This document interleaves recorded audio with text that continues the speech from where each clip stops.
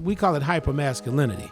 Some people don't know how to turn it on or off, okay? Like, I grew up in the projects, and I had an aggressive type of, that didn't mean I was aggressive, but, growing up, you want to make sure that you're not looked at a certain way, so you try to be hyper-aggressive. You know, you want to hold your head up, you want to be, work out, you want to walk like, you the man, and so you don't know how to turn the switch off, though. So when you encounter other people, that hypermasculinity is still there present with you. So you might end up snapping on the police, snapping on a friend or an associate. What the hell are you looking at? But because that's where you come from. So we have to learn how to turn it on and off. And a lot of people do not have those skills.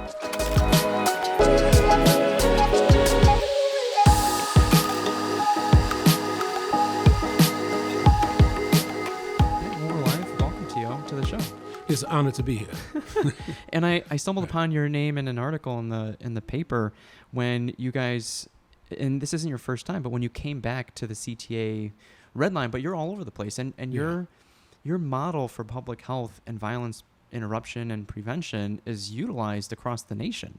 Yes, I created the Violence Interrupters back in 2004, and all praises to God. I'm a spiritual guy, not religious so much, but I'm spiritual. Okay. I give credit to my, forefathers, ancestors, and all that good stuff. But yeah, I created the Violence Interrupters in 2004, and now the model is being used all over the world, actually, and that's what's going on right now. So, is this your second time or first since you've implemented that on our CTA? And it's just the trains, or is the bus as well? No, just the trains for right now. Okay. Yeah. So how long have you been doing that for?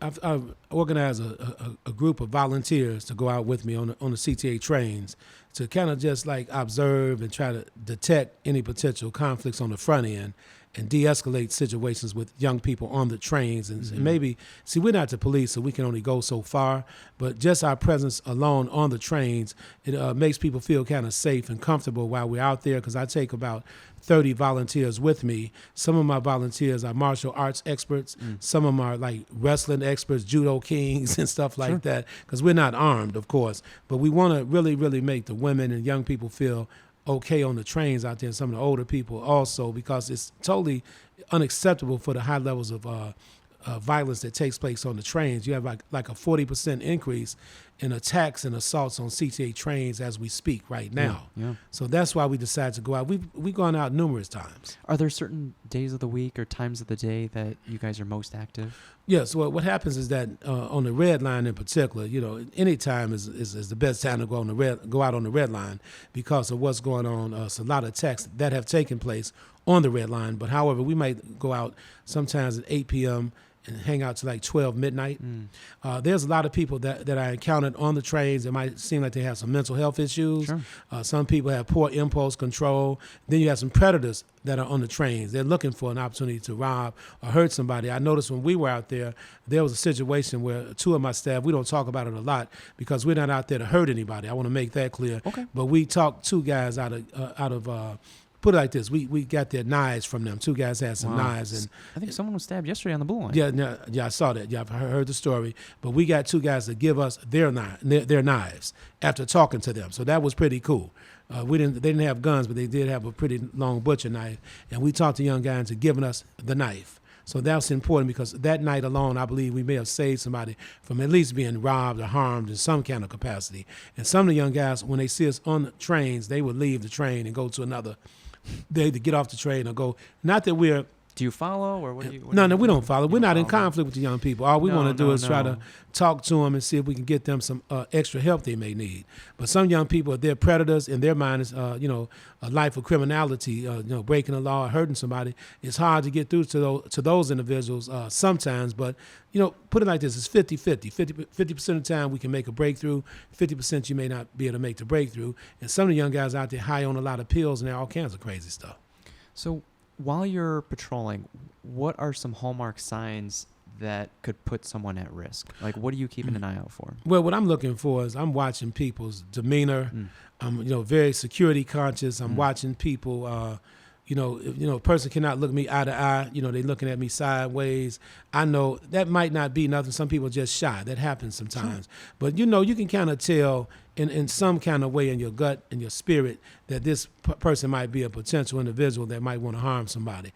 So we that's how we pretty much work in that capacity. I've also had a few people that are former Marines, United States Marines, and Navy SEALs come out with me. So these guys are security conscious, and these guys are disciplined and self-defense on the highest level possible. So we know how to secure whatever we need to secure. But don't get me wrong, somebody pulls out a gun and shoots you quickly or whatever. If they're fast with it, they could shoot us. There's no doubt about it. But we're not out there to confront the guys. So 9 times out of 10, we'll probably make a breakthrough to some of the individuals. Yeah, I tell I don't allow nobody to get in my inner space too much. You're not gonna get too close up to me, but if a person has a gun, they don't have to get into your inner space. You might have a young person on the trains that might be mad at us and say, well, they'll shoot from a distance because you all getting in our business, so to speak. Right. That's how they say it on the streets, right? You all in my business. Why you on the train anyway? You're not the police. But I'm here to speak up for the older women, the women on the trains. I had a 14-year-old young guy on the train. He shook my hand. His hand was shaking. He was happy to see us on the trains. I mean, because people are being bullied and taken advantage of. And blessed are the peacemakers. Just because we're peacemakers, that doesn't mean that we don't have no backbone and fortitude. We're not out there to hurt nobody, okay? But we're not going to allow you to hurt nobody in our presence. No. There was a young lady that was murdered on a CTA train about 3 or 4 years ago. I always remember this story. It was a packed train. It had a lot of passengers on the train. The guy cut her arm first, then he almost beheaded her. And nobody stepped up to help the lady. Nobody, not one person. The guy turned himself in after he did it. He had no other choice because the police, arrived and he walked down the stairs. They arrested him, but nobody stepped up to help. I'm not asking people to go and fight a guy with a knife. I'm not asking you to do that. But if you got 10 men on the train, one person take one angle, another person take another angle, and you get the guy down and do something. You let this guy he almost beheaded the lady. They say her whole head was almost decapitated. And it makes me mad to even talk about it because he could have cut me. Don't get me wrong, nobody's invincible. If you out there, when you put them combat boots on and you go to war, you might end up losing your life. But the reality is that we have to intervene sometimes. Common people have to intervene. If I can understand if the person had a gun, you may not want to get shot. I got that. Right? But at the same time, if 10 guys, like I said, if you got 10 men on the train, something has to give. I say this in a more comical frame, if you don't mind. Yeah. I was back when 911 hit. They made this law that the cockpit door should be closed before the plane takes off. Yeah. I don't want to stereotype nobody from the Middle East, but there was a Syrian guy, short guy, that was talking to the pilot and the stewardess while the plane was about to take off. Okay. I'm not sitting in first class. I'm down with everybody else, but I'm in the aisle seat, so I see what's going on. With the plane taking off, I got up. I said, man, y'all supposed to lock the cockpit. I'm not going to wait till something happened before I speak up. And so the guy looked at me funny. I said, man, you need to sit down. I ain't trying to get in your business, bro, but I don't even know why the pilot got the cockpit open, And then the stewardess said, he's right, sir, have a seat, whatever, but I'm not going to be the guy you're going to take off the plane, and then I got to do something after the fact. So when I got back to my seat, everybody's like, my man, I appreciate that, but you should have got up too. I don't think the guy meant no harm, but he was steady talking to the pilot. You got 2 pilots to close the door. Sure. I mean, it's a law, man. You're not going to get me up in the air. That's a difficult spot to be in. Very aware. Very self-aware, yeah. So I just want to let you know. So the only reason I mentioned that, because people need to step up, and none of us are Superman. Like I said, I don't want to come off like I'm a tough guy. Right. I'm a grown man, and I believe in humanity, and I believe if I can help somebody, I'm willing to help. I think a reason why a lot of people lock up is maybe because you're in a group setting and you feel like someone else is going to jump in, but also maybe because you don't know what to do. You don't know how to de-escalate, right? And that's something that you guys teach other people how to do. So when you say you're not confrontational, when you see and assess this risky behavior that like they're not making eye contact, they're kind of shifty, and what do you do then? No, you just your presence alone. You just your presence. You got. Let's say, are you guys like make yourself known? Like violence interrupters, hoodies, shirts, and then you got some guys, some of my violence interrupters are like 6'5", 350 pounds. You got guys out there that they work out on a regular basis. You see what's happening. Chances are, hopefully we'll never have to actually put our hands on anybody. Sure. But we de-escalated the situation with the 2 young guys. They had a couple of sets of knives, and we talked to them, and we got through to the guys. And they say, hey, man, you know what? Take this knife, man. You guys made a good point. So that's what it's all about. Can you share what you guys actually said? Like, what was the root cause? What is motivating some of these individuals to resort to violence like this? Well, you have different psychologies out. That's a real good question. So, you have the criminal behavior, the criminal mind. You have some individuals that are psychotic but for whatever reason. Some people are psychotic, some people are sociopaths, and some people are just predators, period. They're not thinking about working a job, so their psychology is basically, I need to go take what I want. Because the mindset of a gangster is the gangsters take what they want. They worry about consequences. They don't even worry about consequences. They feel like they have nothing to lose. That's what I'm talking about. They can care less about consequences. Like Putin over in Russia, when he invaded the Ukraine, that was a gangster move. And he wasn't thinking about the collateral damage at all the people that were going to be killed. He's like, look here, this is what we have to do. I'm the president of Russia. So that was a gangster move. And some of the young guys taking it all the way to these individual lone wolves, what I call them, because you have lone wolf people that have made their mind up, they're involved in a life of crime. Instead of them going to work a job, that's too complicated for them. It takes a resume. It takes punching a clock. So I can go take your cell phone, snatch your purse. I can go rob this guy, and I can get away with it most of the time. And that's what I would rather do than being held accountable. And believe it or not, some of these guys in the psychology, some of these young guys come from decent families. It's not like all of them come from just like poverty. Yeah. They come from working class mother or a father or a grandmother. So some guys have just, they resign to the fact that that's what they want to do. It's more like what their peers are doing. Like carjacking has become fashionable now. So they've made a conscious decision to do this? Yes, they've made a conscious decision whenever they see. That's why I'm kind of punitive when it comes down to. Let me just put this scenario out there. If you're a young guy and you go, you're at home. Before you leave out, you make sure you got your gun in your waistband or in your pocket. Yeah. You can put on them big boy shoes. You're gonna go out and carjack somebody, or you're gonna go rob somebody. That means in your psychology, you have already accepted what's going to happen to you if things go left on you. You're trying to make things go left on somebody else, but when the tables turn on you, don't go crying now because the police done shot you. Don't go crying because somebody else done shot you or somebody done hurt you real bad. Now all of a sudden you want to cry.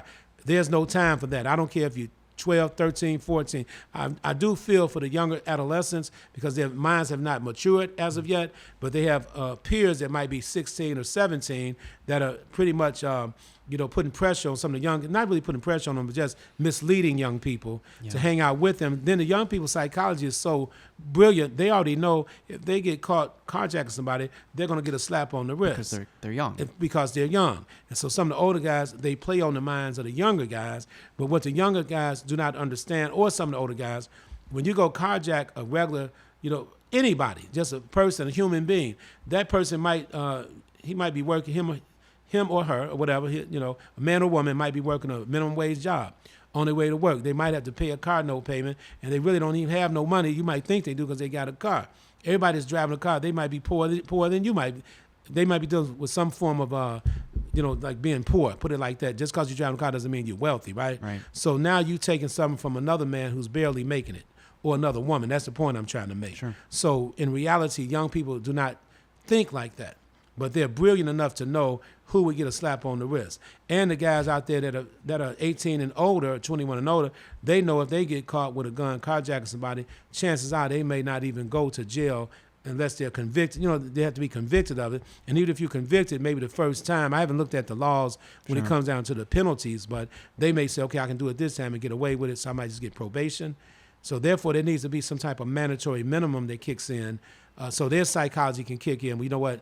If I get caught carjacking twice with a gun, it's worth the consequence. Yeah, I'm going to jail for 10 years. No questions asked. So maybe then once that message gets out through the airwaves in their psychology, then it might get, force some of the people to think. And even then, is prison or jail an appropriate consequence? Not necessarily. See, I cannot talk to you about real consequences, okay? Because you have some nations that deal with crime a little different, okay? Differently, put it like that. Not a little, but like Saudi Arabia. They have some of the strongest laws in the world. What do they do? Well, if you go out and you rape somebody, they cut your head off. If you're convicted of raping somebody, they cutting your head off, man. Okay, so you got some African countries, they don't play them type of games. Some African countries may be a little more lax, but some people don't play at all when it comes down to heinous crimes. Now you got people killing babies, you're killing women, you're killing old people, and I'm saying if you're convicted of it. Right. We know you did it beyond a shadow of a doubt. I'm not saying I'm pushing for like no death penalties or anything like that, but I must say in the criminal mind, you have about 5% of individuals. It's been proven by science that 5% of the individuals that commit most of the heinous crimes, they have a smaller empathy gland where they Sure. don't have a conscience. See, some people do not have that conscience. And is that something that's cultivated early on, and maybe they missed that opportunity? Like they didn't get that early on? I truly believe that through genetics, and I'm not like what you might say. I teach a class on criminology at North Park University, Yeah. and I teach in restorative justice. From my studies, I think there's a small percentage of our population. Some people may be born with some type of deficiency. And there's another scientific term for the empathy gland, where they don't have the capacity to feel empathy. They don't have the capacity to have a conscience. I think it's a very small percentage of individuals, because you have serial killers out here that can go out here Right. and kill people. Then you can have somebody locked up in a box in their house, But- and they don't even hear their screaming. They Right. don't. They, Right. They, I they 100%. tune it out. Right.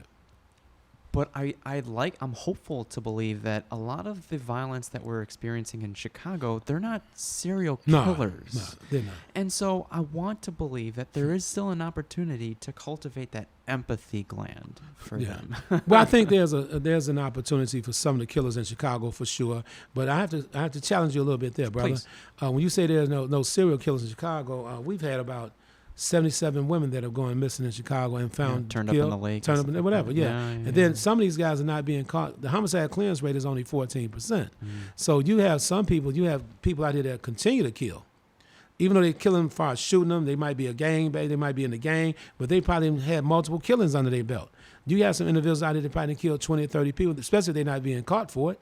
So I would beg to differ a little Sure, bit, because that's a serial killer, you know. That's true. That's And true. and when I was a young guy, of course, you don't know everything. I was like 12 years old. I asked one of my uncles, who was a drug addict, I said, "What's a serial killer?" He told me it's a guy that eats a bowl of cereal, then he goes out and kills somebody. You know, that's what I said. That's I'm like, what kind of cereal you eat? Lucky Charm? You know, I mean, real talk. My Uncle Bobby told me that. He threw me off. I'm thinking a serial killer. I'm watching guys eating cereal and stuff. I mean, what kind of cereal is this guy eating, right? But the reality, bro, is that you got people out here that have just given up hope. They've given up. They're dealing with a lot of hopelessness, despair. They're dealing with uncertainty, and we're living in I want what I want now type of world. And I want to say this to everybody listening here. If a guy approaches you with a gun to rob you, and they have a distance away from you, and you cannot attack them because they're too far away from you, you need to give up your belongings immediately. That doesn't mean you need to go anywhere with them, but give up your little personal belongings, because most robbers, when you talk about the psychology here, most robbers do not want to shoot you, but if you disobey their order to give your belongings up, then they will shoot you. Now that's the psychology. I haven't met I know a lot of guys that run the streets, but I haven't met one robber yet that will tell you straight up that he's going to go out and shoot somebody when he robs them. All of them had a mindset: who wants to catch a murder? Who wants to hurt somebody? Attempted murder, just the same. You receive a lot of time even for attempted murder, right? So guys that are robbing people, they want to make it clean as possible, but they will kill you if you resist. I saw that footage. Right. In the Lincoln Park area. Yes, right? perfect example. The guy gave up his password to his cell phone. But you understand, when the guy came to rob him, he tried to grab the guy's gun. That's a no-no, unless you really know what you're doing. Because the guy that's the predator, this is the thing, in the whole life of self-defense. They don't want confrontation. That's what I'm talking about. And so the guy, the first millisecond of an attack is your prime time to get out from under something, right? Sure. The first if you know a little something. I'm not knocking the guy for trying to fight for his phone or whatever. That's what some people may do. Personally, I'm the kind of guy that probably would be killed in a carjacking. I hate to say that, but I give everybody advice how to, avoid the stuff. But I may not cooperate immediately. I'm just being real with you here. I don't think that's right for me to think that way, but I just may not be the one that's going, okay, well, hey, I don't know what I may do, but I'm not spooked so easily. You're not going to spook me so easily, but I probably need to be, but I don't want to be in a situation, that's not who I am, right? But, pride goes before the fall, though. Don't allow your pride to get you killed. So if people pull up on me and it's 4 guys with guns out, I'm giving up my car. If it's 4 guys, if it's 1 guy, 2 guys, I may weigh it out. I shouldn't weigh it out. Just give it up, man. What the hell? You got insurance on your car, get a car up. Don't try to fight it. As long as they're not trying to take me nowhere with them, because I'm not going to go nowhere with you, okay? Right. But the psychology, what I'm talking about is that you have dual psychologies out there. Some young guys, they're going out to kill somebody while they rob you. Some of them, a small percentage. But they way out. See, these guys are more intelligent than people think they are. I just got a call the other day where it has nothing to do with violence, but people have been stealing people's catalytic converters from under their car. This area is notorious. I'm That's sure it's right. all over the city, but I keep seeing it in the neighborhood Yes. pages and stuff. But no, some guys just went and robbed. They took about 25 catalytic converters from a parking lot. In one, Everybody's cars, man, making that noise. So these guys are calculators. You have to understand this. And even the guys that carjack you, they show up. This is what they do when you're driving. Never ride too close behind anybody. One car stop in front of you, another car stop behind you, kind of pin you in. You cannot get out and go around. So it's all these different alert systems that you have to be aware of, okay? If you don't want to, have to be a victim, in other words, okay? Right. Yeah, I can't imagine. So, I mean, based off that, it's just like, so one thing is to be very aware of your surroundings. Yes. Recognizing things. Right. Now, you guys host de-escalation seminars. Any quick advice, or just advice in general, for someone attempting, if that window of fleeing is gone, like to try to de-escalate a situation? What would you share with them? Well, first of all, if you're trying to see, if you don't have the different training on how to de-escalate, I wouldn't advise anybody to try to de-escalate because I've heard too many stories of friends trying to break up their friends from fighting, or they try to intervene and they end up being shot themselves. Anytime you're out here in the work that I'm involved in, you always put your life at risk. Yeah. So it's a way to go about it, okay? So now it's two scenarios I may present now. It's like if you're doing a regular conflict mediation with some people of course, you bring them together whenever time permits, but you take control of the whole situation and make sure there's nobody. See, when I mediate conflicts with guys on the streets, there's a rule. You cannot bring a gun, and you cannot have your friends waiting outside. I need to make sure I'm meeting with you and the person you have an issue with, and I have about 2 or 3 other people with me. One of the guys I have with me, believe it or not, is a knockout artist. That's what his whole life is about. He knows how to knock you straight out, okay? So this is a meeting that was set up? Yeah, a meeting that was set up. I'm talking to do a conflict mediation. Now, understand what I'm saying. Understand the science. When I have the knockout artist with me, his job is not to knock anybody out. It's not like we're looking to do that. But if something goes wrong, we want to make sure the guys know that you have some people that have your backs. Sure. And we're not there to hurt anybody. It's that presence, yeah. That's what I'm talking about. It's the presence, and they know who these guys are. And then you have another guy there because we don't have no guns, so we want to make sure that we got strength there. Because a young guy could get up from the table and say, I don't want to listen to none of this stuff. As a matter of fact, and start swinging on the other guy that he may have a conflict with. But we don't experience that a whole lot. But they're not going to do it when you have the right people there. Trust and believe me. If you have the right people in the mediation, they are not going to jump up and do anything like that. All right? And see, secondly, then you've got situations where, like I said, if you're on a train and you see a conflict or you see somebody about to hurt somebody, there's power in numbers. You need numbers with you, at least 5 big old guys, like brothers, even if you're not that big, as long as you know something. Because you may have to pull a guy back and make him sit down, man. And you have to make him sit down. He's not going to just sit down. Hey, buddy, you're not going to do nothing to that person right now. There's not a lot of talk involved. And it's just you're going to sit I want to say it another way, but I'm on your podcast, right? But Yeah. No, you're free to speak. We're going to sit your ass over here, right? Yeah. We're going to sit your ass down. We're going to sit right next to you, and we're going to let you take a time out in your head for a minute so you can get your faculties together. But you're going to sit here. Yeah. You're not going to move. Okay? We your brothers. You don't like what we're doing? That's cool, but you're going to sit your ass down. Okay. Because you're not going to take advantage of this person here.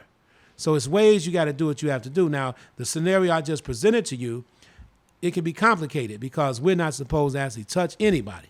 That person can actually file a criminal complaint against us. For assault. That's why I was telling you I'm not out here trying to touch anybody, but throughout my career over the years, we've had some close calls where we've had to sit people down. We've had to make sense to people and join their world and bring them into our world. And when you join another person's psychology, it's like you walking in their shoes, so to speak. And that's the reason why they may listen to you in the end, because when you go there and say, look, I've been where you are. I thought the way that you're thinking now, but there is another way.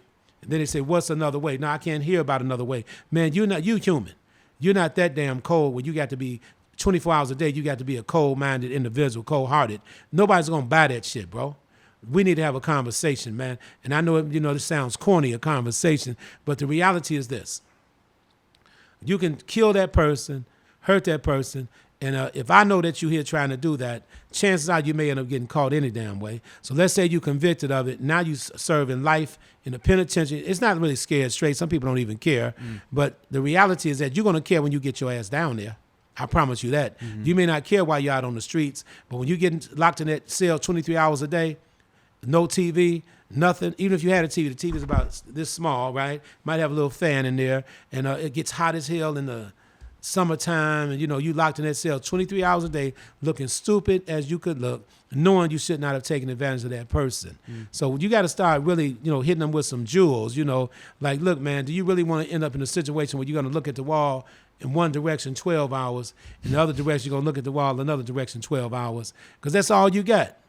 And now you're just stuck, man. Then by the time you're 20, 10 years pass, you're 30, you still young, you trying to fight it and all this stuff. Now you're from 30 to 40, you're 40 now, you're getting gray hairs in your chin and on your head, and your family members are dying and stuff, and you still in the jail. And now you're 50. You older now, you don't have a pot to piss in, you've been in jail for like all this time, and now you're starting to really look at reality and say, man, I just messed my whole life up. For nothing. For 2 minutes of a situation that really 1 minute, because it only takes 1 minute to rob somebody, right? And now you got caught, you're out of there. Now you're 60, now you're on a walker, a cane or whatever, and then now the penitentiary, they're responsible for taking care of you, the elderly population in the prisons, and you're not a threat to anybody anymore, but you just jacked your whole life off. For nothing. I'm talking about for nothing. So when you break it down like this, to some of the young guys, they may not see it right now, but it depends on the messenger. See, I'm giving you the way that I talk about it now, but I talk a little stronger about it when I'm right in their face, okay? And that's so important. It has to come from someone who can relate. And yes. That's what it's about.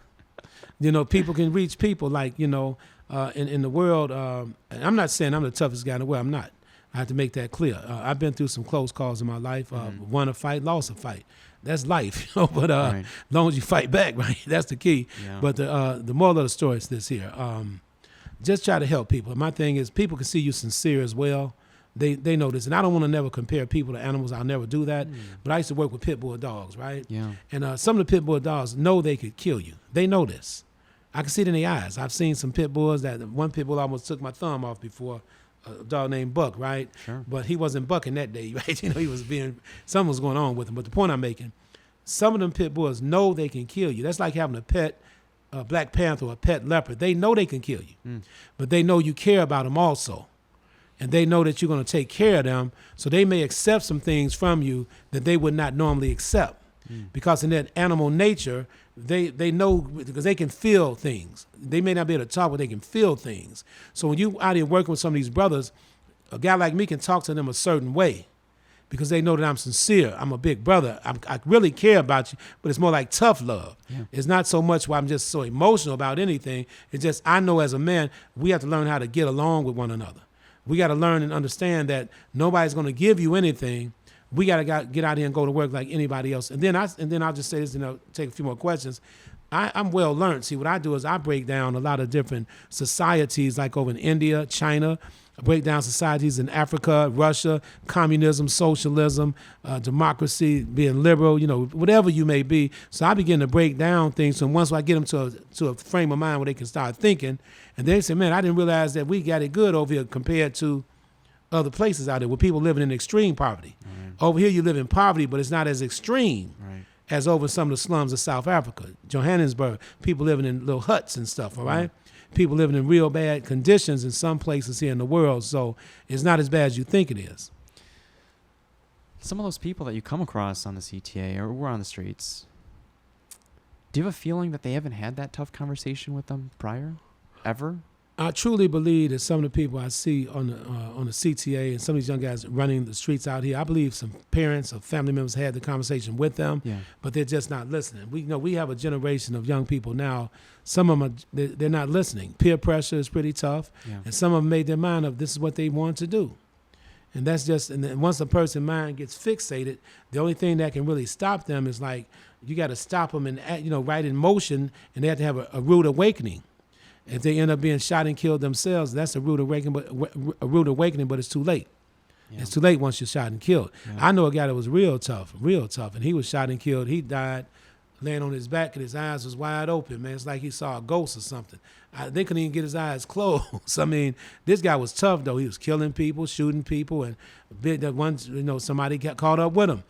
I guess they surprised him because his eyes was wide open. Yeah. So we tried to talk to him and tell him, hey, man, you got to slow down on something. Oh, man, I got this, man. I'm the man. I got it.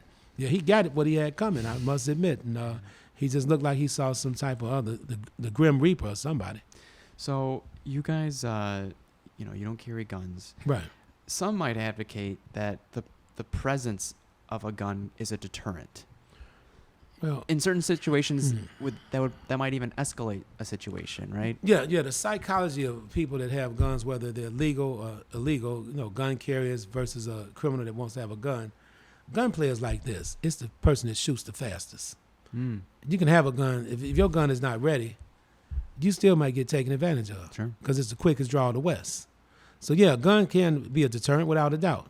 It depends on who has the gun. Mm. If the police have a gun, yes, it's a deterrent because that's the police. You may not want to go up against the police. Yeah. But if a guy's on a train with a gun, another guy has a gun, it's the fastest draw of the West. They can care less. Okay. Sad as it sounds, that's just the way it goes. But it could be a deterrent for some people. But if a guy's committed to a lifestyle of gunplay, shooting and stuff, it's not going to deter him until people start shooting back at each other. Right. Yeah. So what are your thoughts on gun reform? Do we need to be stricter?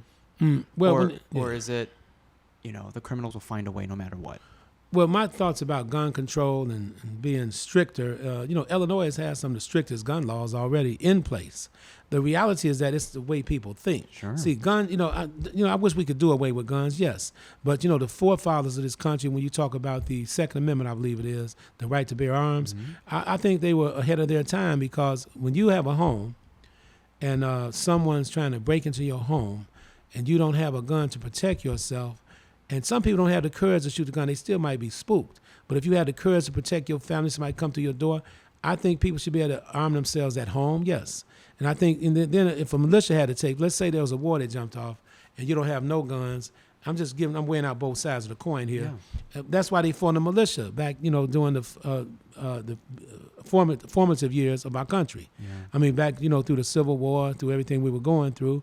And you had, they were fighting the British at one time, right? Here comes the British, or whatever the case may be. So the founding fathers of the United States, they saw fit to put the Second Amendment in there because they knew way before their times that people have a right to defend themselves. Mm-hmm. Now, if you look at it on another side, if you didn't have as many guns, you wouldn't have as many homicides because over in the UK, you cannot have guns there, but they have knife crimes, but you don't have a lot of them. You don't have a lot of them. Okay. You really don't. Yeah. There's not like you're not having no 20 stabbings a week or anything.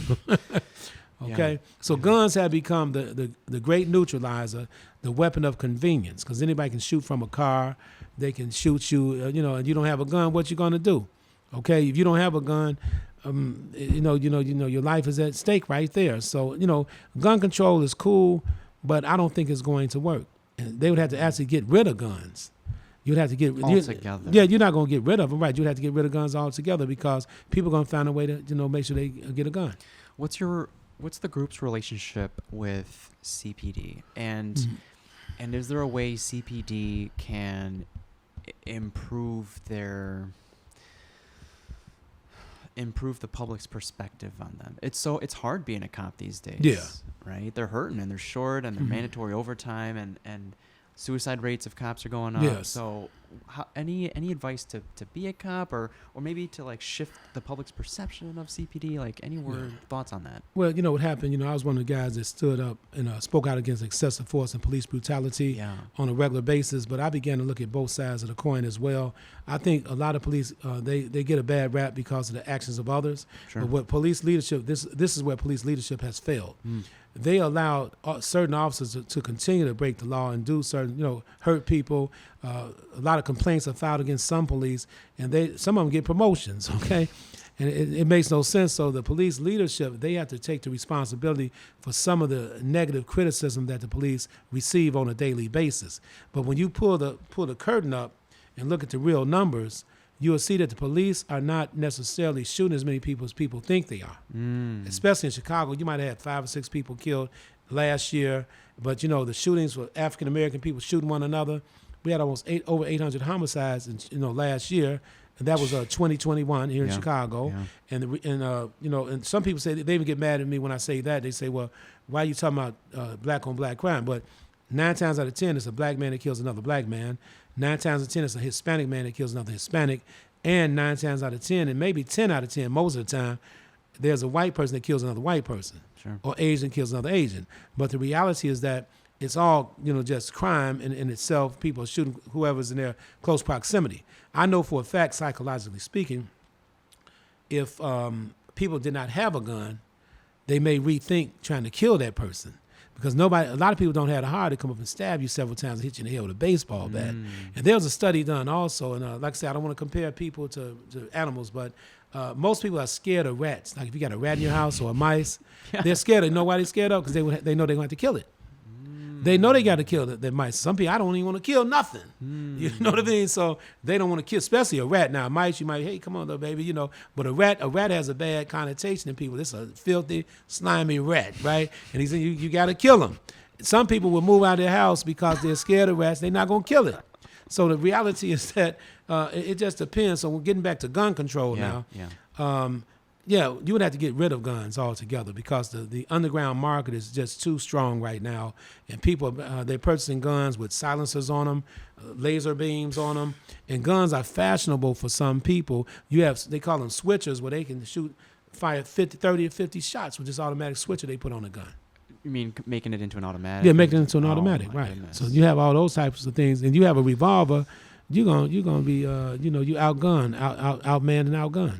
Here's a crazy thought.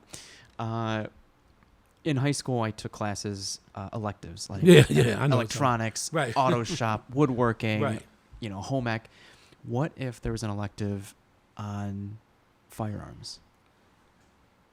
Well, when you learn the responsibility right. of you can put holes in people with this device, and you learn how to actually use it, you learn how dangerous it can be. It's empowering, but I think it also helps you realize like you should take more classes about it because it's very dangerous. Well, when you go through a concealed carry class, you learn a lot there. Okay. And then a lot of people have been educated about the proper uses of guns. And see, what people have to understand, you're talking about being psychologically aware, you're conscious and everything. There's no data nowhere in the universe. Even I work in violence prevention. I wish we can do away with guns, but we're not. Let's face reality. Oh, I know. You know what I mean? But what right. if you implement the training earlier for these kids? No, I was going to say this to you. This is what I'm going to add to you. I got your question. This is the reality. There's no proof positive data. Yeah. Or there's no preponderance of information or data, empirical data, that dictates that legal gun owners are the major problem with all the gun violence across America. Oh, yeah. That's the problem. See, therefore, a lot of legal gun owners, they're not using their guns. No, they're not. And then a good majority of the police are not actually shooting them. I know some police that have been on the force for 20, 40 years. They have never shot their gun. Oh. So that's where a lot of misinformation comes in at. Most people 85 to 90% of the people are responsible with their guns. It's that 10% of the population that may not be. And then the illegal gun trade, that's different. You got people that purchase illegal guns just to actually go out and shoot and kill somebody. But when you start doing your research and you look at the numbers, you'll find out that most people are not violent like that. That's the moral of the story. Right.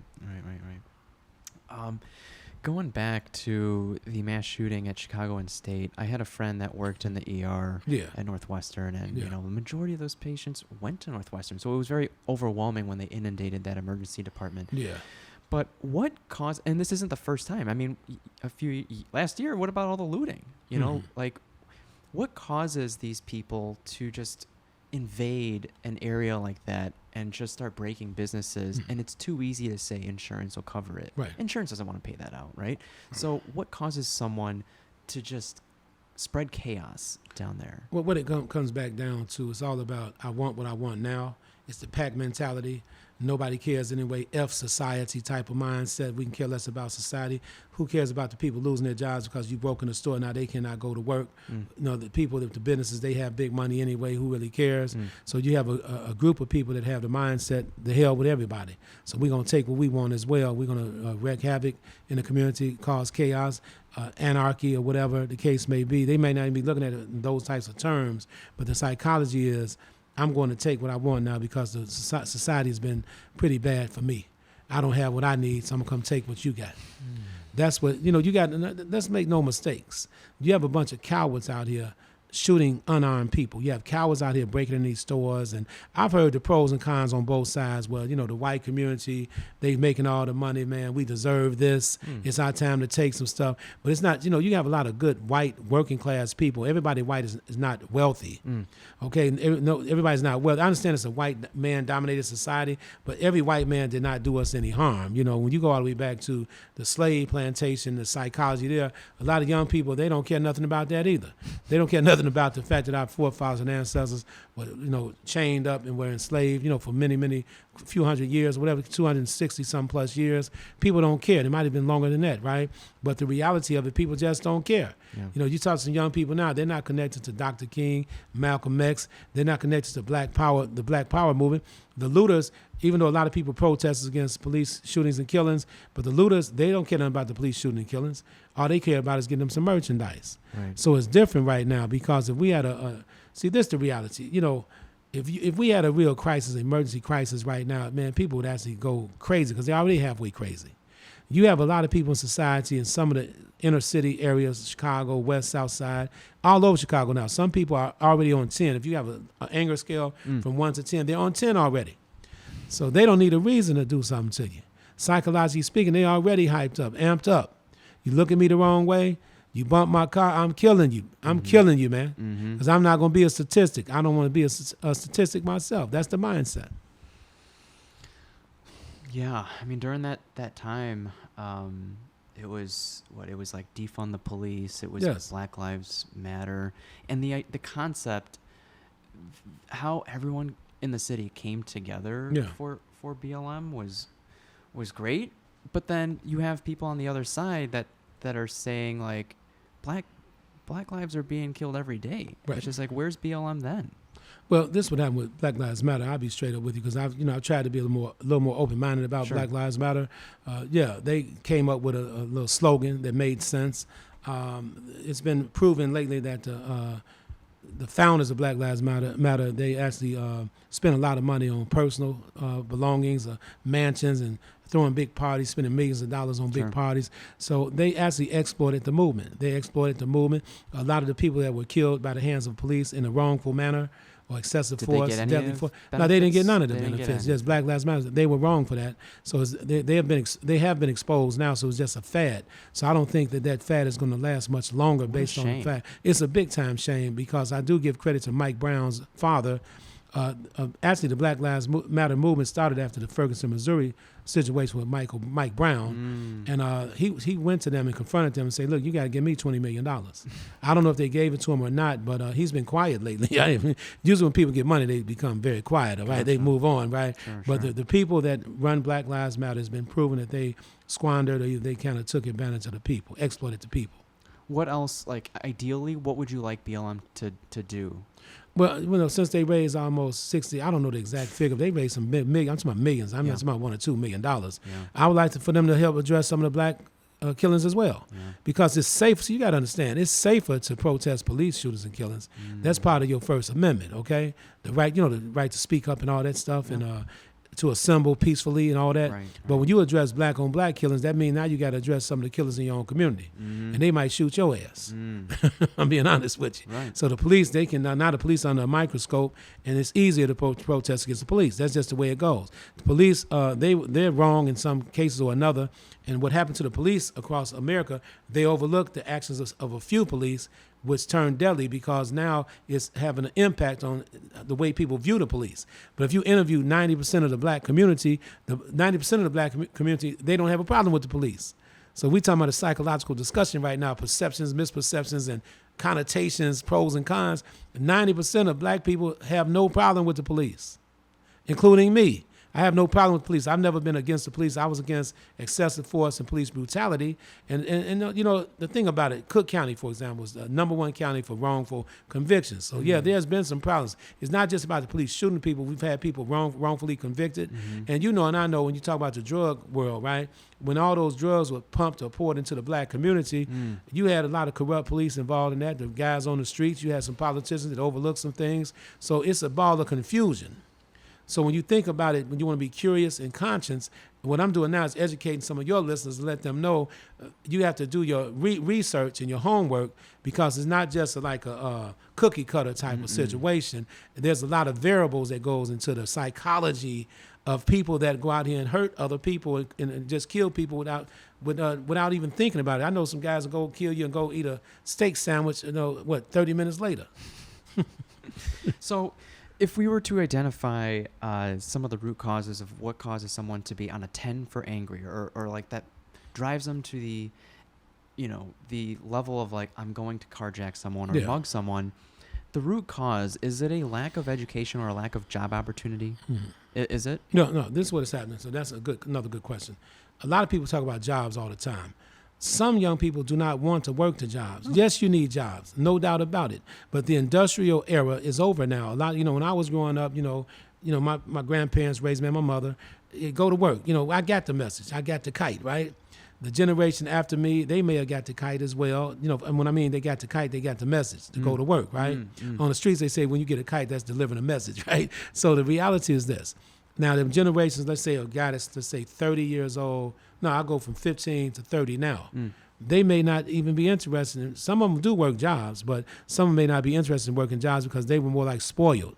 Now, they grew up in the social media generation, and all the good hip-hop, the beginning of hip-hop. Hip-hop's been around 40 years, though. But the reality, some of these young guys, they're on the games, cell phones. Well, cell phones are a blessing and a curse because social media, everybody, if you go to the airport right now and you watch 100 people, 99 of them will be on their cell phone. I promise you. So we're in a world where, hey, man, everything is immediate. So, yeah, growing up in poverty will cause some people to hurt people. We go back in history for a minute. The Italians, the Irish, the Jewish, the Polish people that immigrated over here to America, over in New York in particular, they became gangsters. They were killing each other because they were all living in these slum areas, and they organized what is called the mafia because but they were trying to take over all the businesses, but it led to a lot of murders. So yes, being African American, growing up in the heart of the ghetto, it may cause you to want to hurt some people, but that's not. See, the killers only represent 2% of the population, and even if that. See, that's what the misperception comes in, because on the news you see a whole lot of the violence, African American guys killing each other, being arrested for whatever, but they only represent a small percentage of the black population. So that's another misunderstanding that the world has about African American people, because that's the image that the media may portray more, because the violence continues to happen. It's a cycle. It's an endless cycle. So yeah, poverty plays a role, a lack of jobs, somewhat, and also it's being illiterate sometimes. A guy that does not have a formal education, but he knows how to shoot or kill somebody, they might be good with their hands, so they may not be thinking about necessarily working a job. Or they feel, then sometimes low self-esteem kicks in, and the pack mentality. Some people, they grew up in a neighborhood, you're guilty by association. So that happens a lot. Or do they end up in gangs because they want a sense of belonging? Yeah, well, those are you have Maslow's level of hierarchy when people join gangs and stuff, sense of belonging, sense of security, sense of people they lure you in gangs thinking there's a rainbow on the other side, like the women, the cars. But, a lot of guys don't even experience that part of the gang lifestyle. They end up being shot in the head, unfortunately, somewhere. And then the drug life, it's all about just, the hyper lifestyle, like the rappers of today's world. They can receive record deals if they talk about how many people they killed. And their videos, they get a lot of views and stuff, and everybody's rapping about beefing with one another. Yeah, that culture is promoting that too. The culture is promoted in a major way. So, if you're growing up without a father, without a foundation in your household, you're easily influenced. But chances are you're not going to make it, though. You're not going to make it. Like these guys were fortunate enough to get out there and rap and making millions of dollars, but that's many are called, but chosen are few. That's the few. But for these guys in the hood, they may end up losing their lives or going to the penitentiary the rest of their lives. When I think about education, I'm trying to more think about, like, I use this EMT class to provide an opportunity and send these students to different settings like hospitals and ambulance ride-alongs, so they can identify if healthcare is something that they want to do. And ideally, that's what high school should be, is to allow you to taste test as many different things so you can find a career that is fulfilling.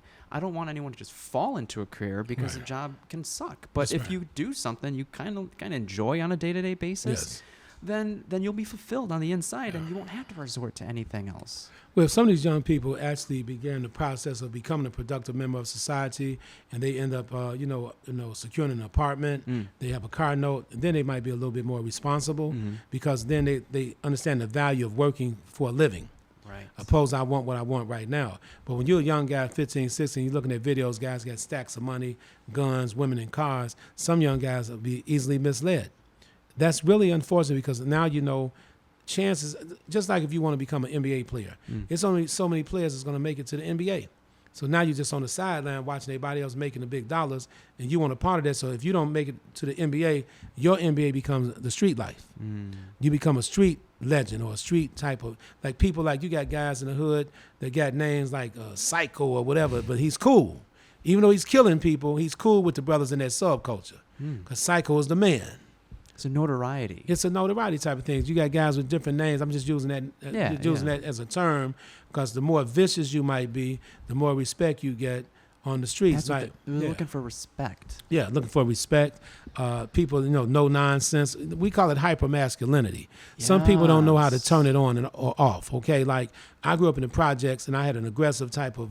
That didn't mean I was aggressive, but growing up, you want to make sure that you're not looked at a certain way. So you try to be hyper aggressive. You want to hold your head up. You want to be, work out. You want to walk like you the man. And so you don't know how to turn the switch off though. So when you encounter other people, that hypermasculinity is still there, present with you. So you might end up snapping on the police, snapping on a friend, on an associate. What the hell are you looking at? But because that's where you come from. So we have to learn how to turn it on and off. And a lot of people do not have those skills, unfortunately. I feel like there are organizations out there that try to introduce these concepts to those communities. Yes. Right? All the time. I haven't met any of them, but are they doing? I'm sure. Have you? Are they doing good work? No, the thing is, there's a lot of work going on behind the scenes. Yeah. You have a lot of organizations that receive funding for violence prevention, restorative justice, dealing with all kinds of issues here in society. So they're not looking for a lot of attention for it. But you got violence interrupters. I'm working with around 50 high-risk youth now, trying to guide them in a positive direction. You have organizations out here like Chicago CRED. You got CP4P, Metropolitan Family Services, just to name a couple of organizations out here that are doing the best they can do to help lead people in a positive direction. You got ECCSC. That organization was founded by Mr. Tyrone Muhammad. He's an ex-offender he formed his organization. He's trying to protect and serve the community now. So people are doing the work, but you don't see it all the time. Okay. And I just named a few organizations. I can't think of all of them. No, yeah. Do you guys also go and respond to victims that are of gun violence to the hospital? And do you check in on these people? Yeah, all the time. You have a trauma care type of response. But some of our staff definitely they dispatched to go to the hospital. That's their job, to go follow up with victims of gun violence at the hospitals. And what if some of these victims were also offenders? All the time. You follow, because we're all human. You have to follow up with them anyway. Has that experience of being shot, it can go both ways. Do they want to retaliate, or do they realize the consequences of what they just got themselves caught in, and they change their ways? Some people are stuck in their ways, and it's hard to get them to come across. In other words, to cross over. Sure. Because just like a drug addict, a person they have to want it. It's not for those who need it. Yeah, you can't force someone. Right, you have to want it. Some guys, you can sit in their faces. But as that prevention, preventer, what do you tell someone to build context and enough incentive for someone to steer that way? Well, it's just about the messenger. You need credible messengers that can put themselves in that person's shoes for that moment and really make a breakthrough. There was a guy, I'll never forget him. His name slips me now. He's a real tough guy. He was out there shooting at people, and he got shot 4 times. He survived. His wife got shot in the buttocks. Sometimes paralyzed, right? Yes, indeed. This guy became a preacher after his close encounter with death. And this was a tough guy. But his wife, what changed him, his wife got shot in the buttocks because of his lifestyle. He couldn't handle that. And he really couldn't handle when he got shot also because I was up there, I paid him a visit. And the pain he was in, he probably learned his lesson.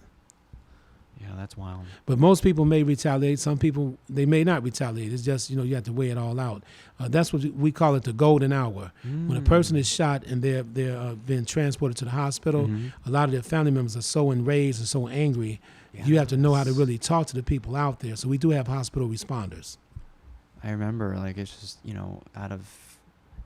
The ambulance company I used to work for would transport to County or St. Bernard, South Shore, and you just see mobs of family members like outside. Right. I know exactly what I'm talking about. Grieving. With that. Grieving. Some of them are pissed off at the highest level. Yes. I can't imagine. So how much work for you does it take to keep this up? Like, how long can you keep up violence interrupters on the train? Like, is the city willing to keep providing funding for it? No, the city's not funding me. We're working as volunteers, right? Because my goodness. Yeah, I did submit a proposal to the city for $500,000. We laid it out. We wrote the proposal up. I met with one of the police, chiefs. And I met with somebody from CTA, but they haven't even responded. I got one response about a week ago where the guy was telling me he basically was on vacation. I got that. I respect that, but I had to send another email saying, look, we all amongst men here, and we're professional. Respect goes both ways. I know there's no guarantee or no funding. I got that. But at the same time, you asked me to submit something in writing, which I did. So now what's happening, right? So they haven't responded, I must admit. But stuff moves slow. Yeah, we plan to continue working, doing the best that we can do as volunteers. And are you guys noticing more of a CPD presence or at least CTA security presence? Well, there's they hired, they said 200 unarmed security to patrol the trains or whatever. But you still we're up 40% in crime on CTA trains, all right? See, the difference between violence interrupters and anybody else is we serve a dual purpose as well. We're there to de-escalate, but at the same time, we're there to offer social services support to some of the high-risk individuals. So, it's a win-win situation because let's say a guy listens to us and he say, well, I'm homeless, or a guy might say, I have a drug problem. We bring information about drug, treatment centers, mental health facilities, and homeless, like we can help them whatever they need to get help with. That's a job, Tio. That's what I'm talking about. Job. Now we try to present resources to the people. That's the difference. Was it? Maybe you might have heard it. Like the city was trying to roll out a program where if someone was having a behavioral emergency, they would dispatch someone who's not CPD to that area. So, because I guess like sending a cop to a situation like that would only escalate a situation in certain instances. That's kind of something that you guys are doing. Yeah, we're doing it because we're credible people. We know the population that we serve. But the police, I'm not going to rule the police out. I think the police, and see, this is what I can say on behalf of the police, I would say, some police are the only people that would go run to gunfire. Oh, my goodness. They would run into a building that's burning up, man. The rescue, like firemen do it sometimes. Yeah. Some police take their job seriously to the point they're really trying to serve and protect. So I'm not going to knock, you got some police that have helped a lot of people out here, right? But then you got just few police, like I say, they may cross the line and do something wrong at that time. But the police get a bad rap, like I say, because of the action of some other police. But everybody serves a purpose. Our purpose is to go out here and try to de-escalate and stop it on the front end. Police get involved. See, another thing, and I want to be clear about this, the police also get a bad rap because we look at all the high levels of gun violence, everything that's going on. The police cannot get involved until somebody breaks the law, though. True. It's not like they can't do anything to you if you haven't broken the law. So you cannot really blame them for not slowing it down or stopping it because they cannot get involved until the person breaks the law. Yeah. We can get involved on the front end because of our relationships, but we can lose our lives just the same because you're dealing with, if people working in violence prevention tell you they've never, ever had a close encounter with a confrontation or nobody never snapped on them, they're not telling you the truth. They're not working violence prevention there. Okay. You cannot go out there and work with the tough guys of society and everything is just cool. Oh, everything's good. No. I don't care who you are, man. My life has been threatened before. I've had situations where guys got up in my face. I cannot talk about other situations too much, but if you're doing this work for real, you're going to have some serious problems on the streets out there. And like once again, I always do all kinds of other examples. You had the guy, Irvin, I forget his first, he was an animal, one of the specials. He had a little, a reality show where he was dealing with all the animals. Steve Irwin, there you go, right. Yeah. Hold on for a minute. Steve, unfortunately lost his life. A stingray pierced his chest. Right. He was out there working with the animals for real. I hate it happened to him, but he wasn't faking. He was messing with the crocodiles. He was messing with the wild animals out there for real. Mm-hmm. So you got to understand, when you out there working in an element for real, chances are you could lose your life. Yeah. He never thought he would lose his life with a stingray of all creatures. Yeah. He's been around lions, elephants, donkeys, you know, Right. snakes, Right. alligators. So all of a sudden, but see, when you on the streets, you working with that psychotic people. You might have somebody come up to you, man, look here, get out of my face right now, buddy. And they may not even say it in a real menacing way. You don't know what that man might be thinking. I don't want to hear nothing about this violence prevention or you trying to keep the peace. I'm going to tell you one last time, man, get out of my face. How you going to respond to that, right? Some people might say, okay, well, I'm going to get out your face.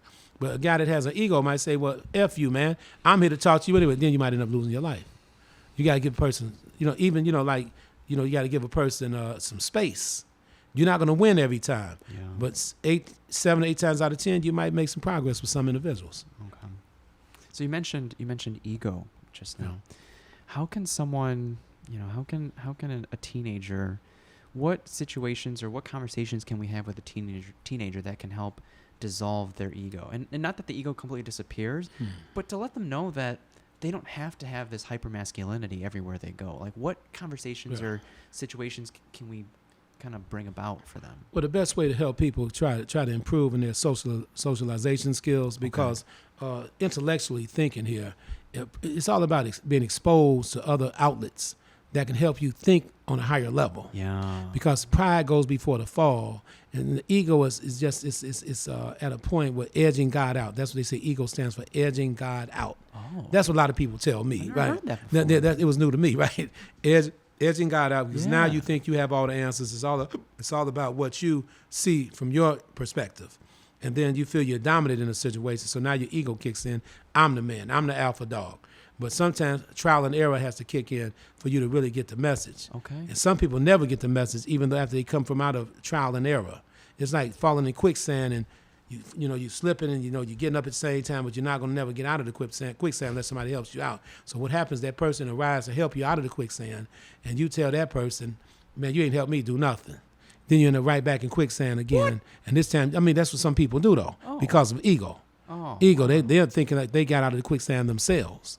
Even though you pulled them out of there by trying to help your brother man, but once they get out of the quicksand, now all of a sudden they take credit for it. Yeah. So now when they end up in quicksand again, this time they may drown all the way. Sure. And that's just the way life is. Some people have to learn by trial and error, unfortunately. Okay. And nobody's perfect. All of us have a expiration date on this planet. We're just vessels of the spirit. Sure. And so I'm the kind of guy, I definitely do not want to leave the planet, but at the same time, I'm not in fear of that. I've come to rest with my spirit, my eternal spirit. I'm at peace. My mother passed away last week, and she's watching me now, and now I have to correct all my behavior. I'm worried about what my mother's, I don't want to see me doing nothing that I shouldn't be doing, so now I got to correct everything. Okay. Because, whenever I leave, I have to see her again, and I want to be able to hold my head up. I want to be able to hold my head up.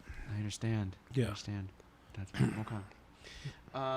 Tio, that's all the questions that's cool. had. Thank you so much for the work you're doing. No problem. I think I talked too much, starting to calm down. Anyway, it's perfect time. Well, guys, where can people find you if they want to connect with you, Tio? Oh, yeah. My website is violenceinterrupters.org. Okay. That's violenceinterrupters.org.